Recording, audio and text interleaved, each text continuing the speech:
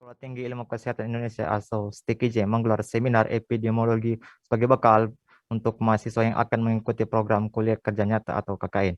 Kegiatan ini berlangsung di Aula Museum dan Taman Budaya Sulawesi Tengah yang berlokasi di Jalan Kamunji, di Jalan Kemiri, di Kelurahan Kamunji, Kecamatan Palu Barat, Kota Palu.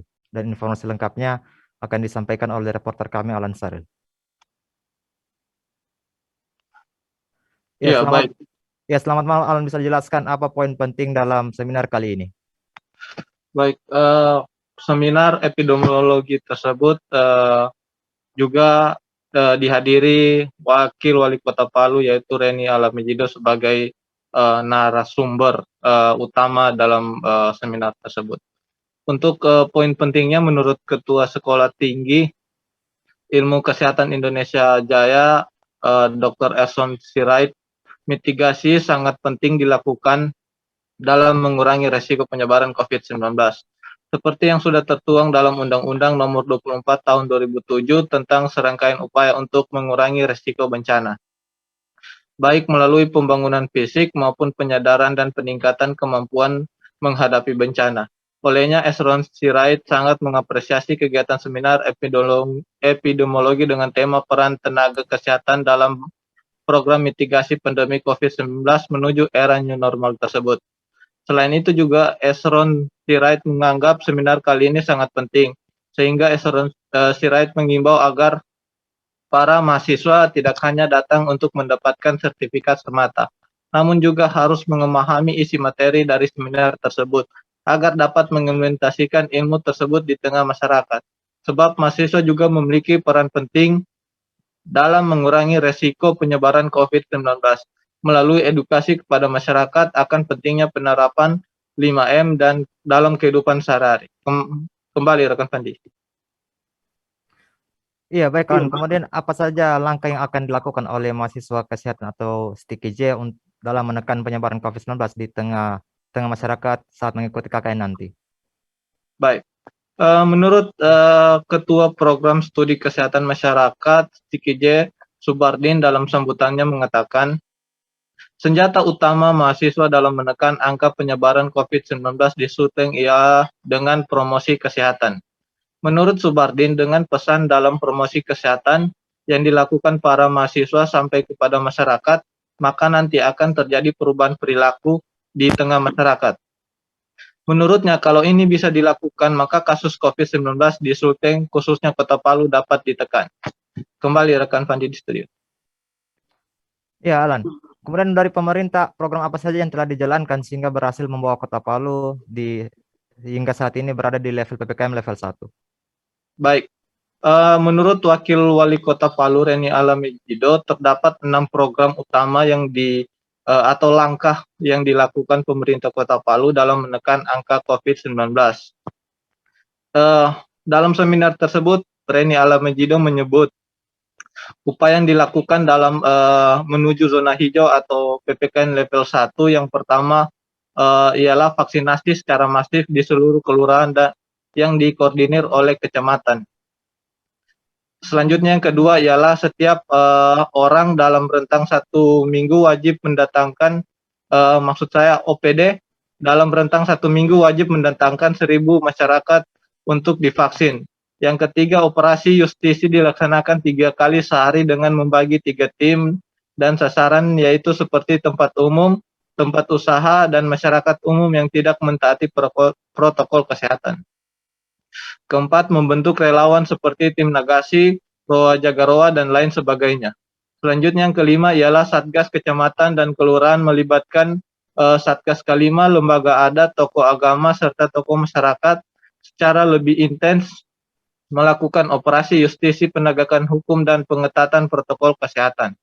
Yang keenam, dalam pelaksanaan operasi justisi penegakan hukum disiplin dan penerapan disiplin protokol kesehatan dengan sistem penugasan secara silang antara kelurahan yang satu dan kelurahan yang lain di wilayah kecamatan masing-masing secara humanis. Yang ketujuh ialah pelaksanaan operasi justisi harus diadministrasikan dan terdokumentasi dengan baik dan dilaporkan kepada Wali Kota Palu melalui Sekretaris Daerah Kota Palu. Yang ke-8 ialah pemberlakuan zonasi di setiap kelurahan untuk penanggulangan COVID-19. termasuk tempat umum di wilayah kelurahan tersebut, khusus wilayah zona merah, surat izin tidak akan diberikan kepada kegiatan yang menimbulkan kerumunan. Selanjutnya yang ke-9 ialah setiap kegiatan yang menimbulkan kerumunan harus mengajukan izin dari petugas penanganan COVID-19 Kota Palu dan wajib melakukan rapid test bagi para peserta yang akan melakukan kegiatan. Selanjutnya yang ke-10 yaitu pemanfaatan asrama haji sebagai tempat perawatan kasus COVID-19 di bawah tanggung jawab Rumah Sakit Anutapura Palu. Yang keempat ialah pembatasan perjalanan masuk Kota Palu selama PPKM sejak tanggal 27 Juli sampai dengan 2 Agustus 2021 kemarin. Yang ke-12, daerah pemanfaatan gedung Bapelkes sebagai tempat isolasi terpadu untuk pasien dengan gejala ringan sampai sedang. Yang ke-13 ialah memastikan kesediaan oksigen di Kota Palu aman untuk pasien kasus COVID-19. Yang ke-14 ialah membentuk tim pemulasaran jenazah Kota Palu untuk pasien COVID-19. Yang ke-15 ialah melakukan blok mikro efektif di 3 kelurahan, yaitu Kelurahan Tondo, tepatnya wilayah Perdos Perumahan Dosen Untat, kemudian Kelurahan Birobuli Selatan, tepatnya di wilayah Tangkasih, dan yang ketiga Kelurahan Birobuli Utara, tepatnya di Jalan Ramba. Yang terakhir ialah di langkah ke-16 yang dilakukan oleh pemerintah Kota Palu, ialah melakukan aturan pemeriksaan rapid test antigen bagi masyarakat yang ingin berurusan di kecamatan dan kelurahan sekota Palu dan melaksanakan rapid test tersebut gratis dari Pemkot Kota Palu. Kembali Pandi di studio. Ya baik pemirsa, kami akan menampilkan kegiatan seminar epidemiologi yang diperuntukkan bagi mahasiswa KKN STKJ Kota Palu yang turut dihadiri oleh Reni Alamajido. Berikut videonya.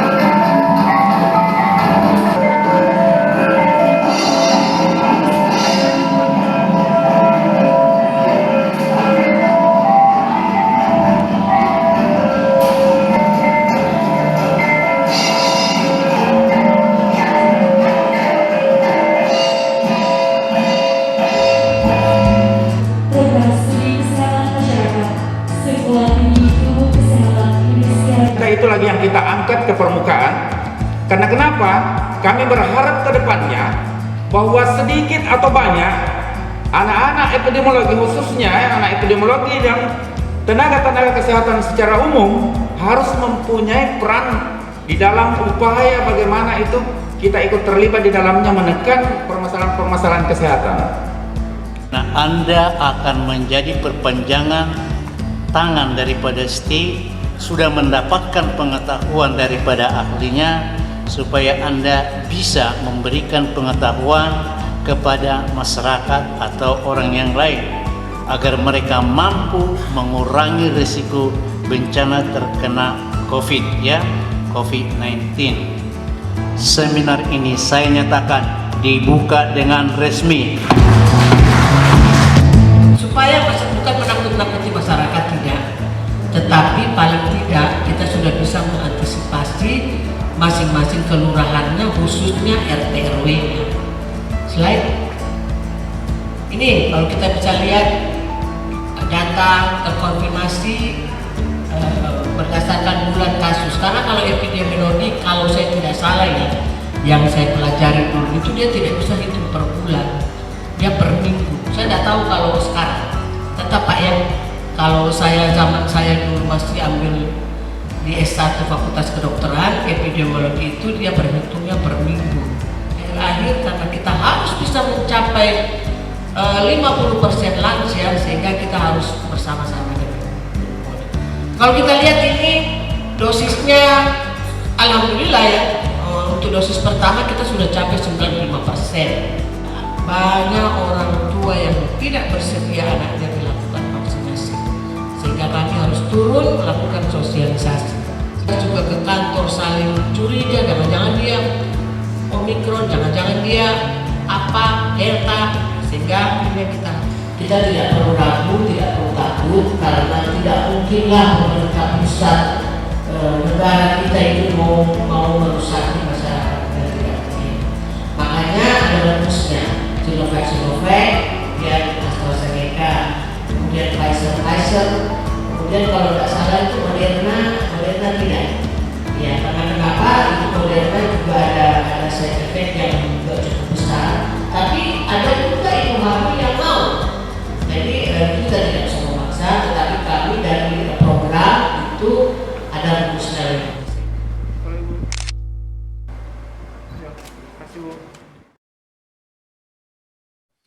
Baik pemirsa, itu tadi kegiatan seminar epidemiologi yang diselenggarakan oleh Sekolah Tinggi Ilmu Kesehatan Indonesia Jaya atau STIKJ Kota Palu.